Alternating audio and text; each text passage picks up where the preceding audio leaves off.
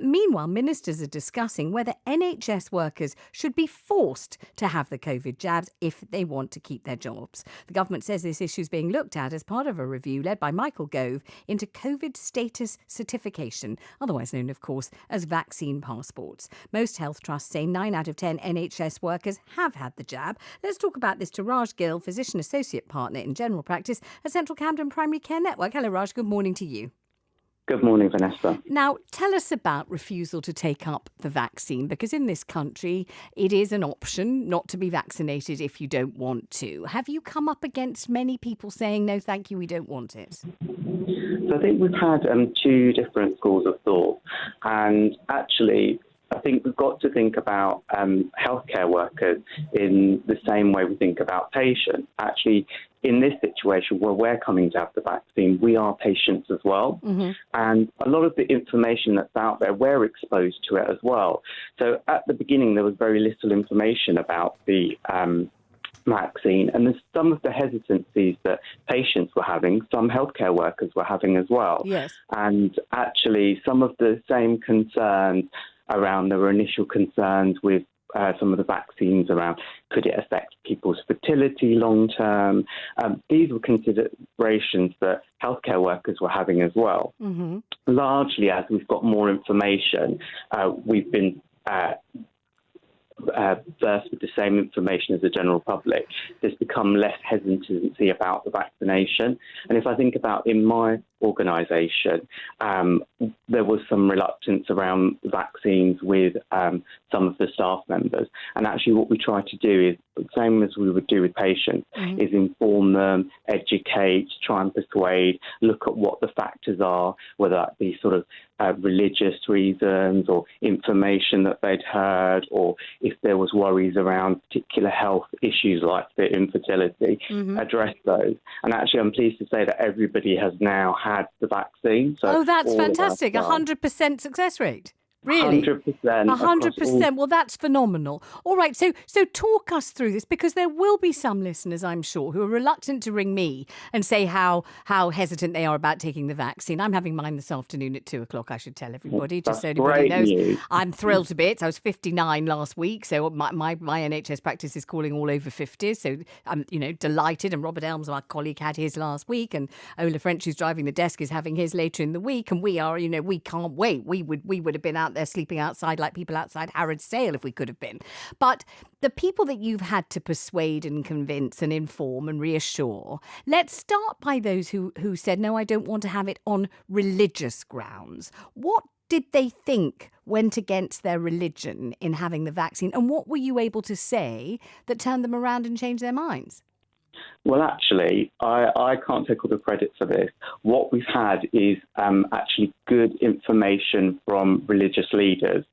So the issues are that, we can persuade as healthcare professionals to patients, and when we're patients ourselves, but you'll have your own beliefs. And if you've got a very strong religious belief, mm-hmm. and actually there's been advice against having the vaccine, and we do hear this in the news and the information out there, that there has been some religious leaders across the world who've said you shouldn't have the COVID vaccine for a variety of different reasons.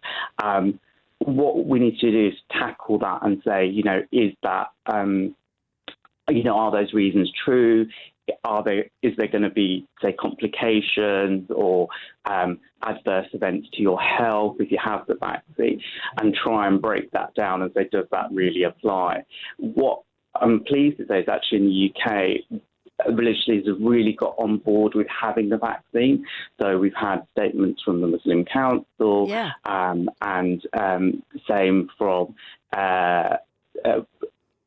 Christian and Jewish leaders. Yeah. And again, an area where we sometimes struggle with is our Jehovah's Witness patients and staff, mm-hmm. where previously there's been some reluctance to have the vaccine.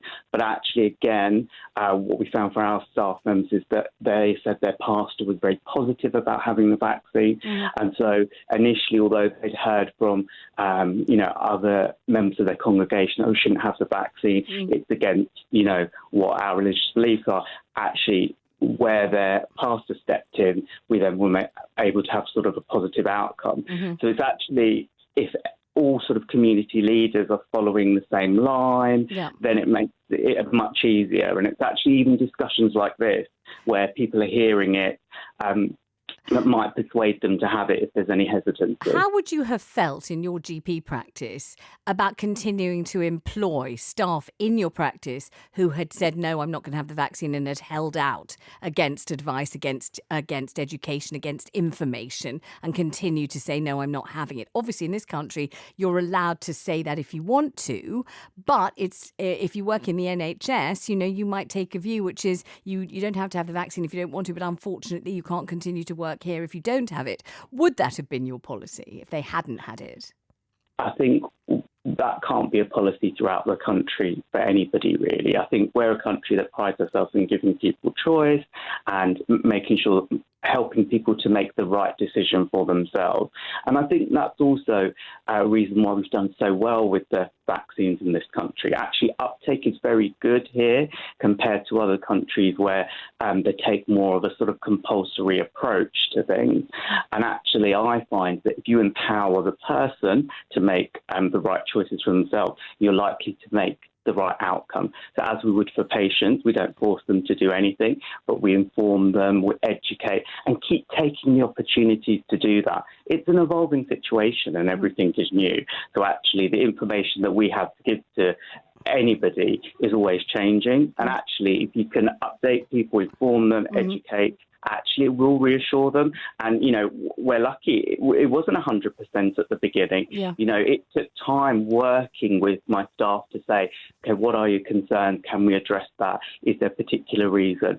For us to get to a point where 100% of the staff had had the vaccine. What a fantastic result. But I think when you get to the point where Her Majesty the Queen, age 94, comes out and actually says, please have the vaccine because it's selfish not to. If you yourself don't fancy it, think of everybody else and please have the vaccine. It's a collective thing. That's such an unusual thing for the monarch to do and to say. You could see how strongly it is felt that this is something everybody has to get on board with, and everybody has to make sure it's their responsibility to be educated and understand what's going on. And finally, very, very briefly, you said one of the fears is about fertility, and I'd just like you to, on the radio, explain that there's nothing to be scared of in that direction, because you've raised the fear, but you haven't given us the bit of information that says, but actually there's nothing to be fearful of. Yes, so that's the thing we have with some of our female staff, because initially when Pfizer vaccine was first released, there was some concerns around fertility. All of that is gone. Vaccine is safe. Yep. So we give it to patients who want to conceive. We are giving it to some staff and patients who are currently pregnant, where their risk is very high. So definitely no concerns about that. And so I would definitely say to listeners, if you've heard that, that's not the case, and you should still go forward for the vaccine. Thank you so much for talking to us. Hugely appreciated, and what a great accomplishment. 100% of staff at that practice in Central Camden Primary Care Network have now been vaccinated.